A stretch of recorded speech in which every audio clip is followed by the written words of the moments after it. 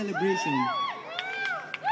Throughout the years, I have importance the United Nations organization existence.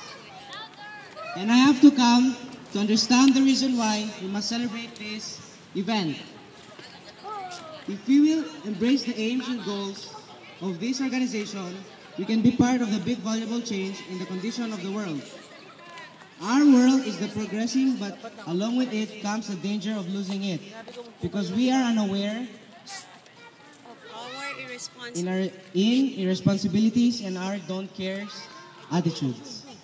Now I appeal to all the youths of PCEA to maintain the I care attitudes and to start to have the real concern of the earth. May this small program marks a big change in our lives as youth of tomorrow, and may this change start from PCEA.